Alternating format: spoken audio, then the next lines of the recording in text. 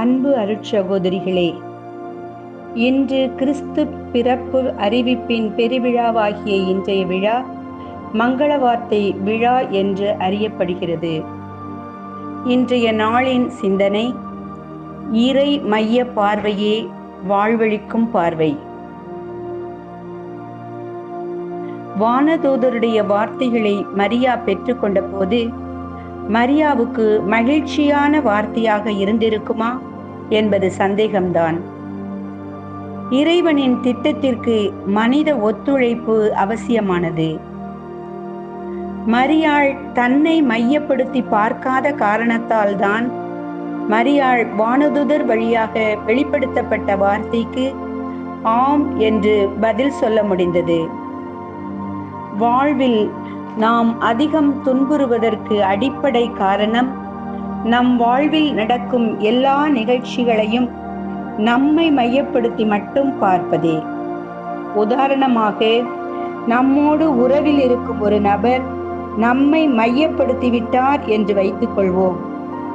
அவர் பேசிய வார்த்தைகளை அல்லது அவரது செயல்களை நம் நிலையிலிருந்து மட்டும் நாம் பார்க்கின்ற போது அவர் பேசியவையும் செய்தவையும் தவறானவையாகத்தான் நமக்கு படுகின்றன.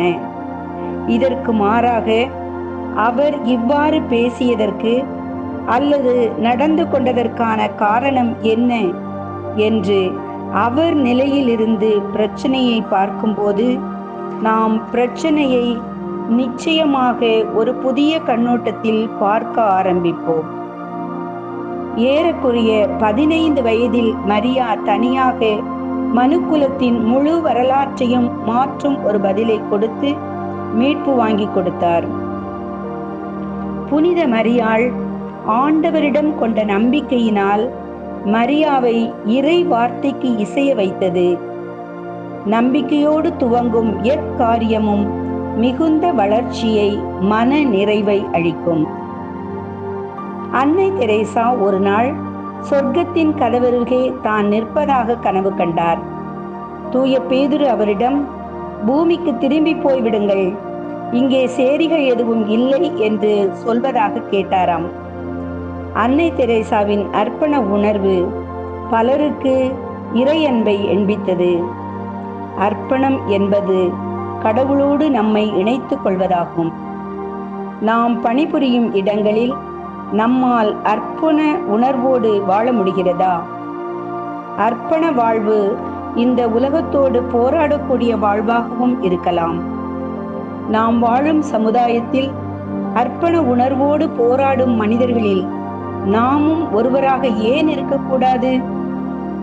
இயேசுவின் வாழ்வு அர்ப்பணத்தில் தொடங்கி ஈடுபாட்டில் மிளிர்ந்து சாவிலும் வெற்றி பெறவில்லையா?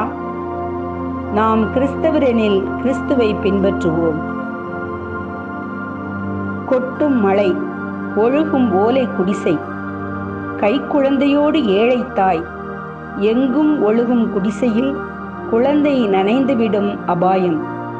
குழந்தையை நனையாது காக்க உற்ற இடம் ஏதுமில்லை. கலங்கவில்லை அந்த தாய். குழந்தையை மார்போடு அணைத்து வளைந்து தன் முதுகையே குழந்தைக்கு கூரையாக்கி குழந்தையை காப்பாற்றுகிறார்.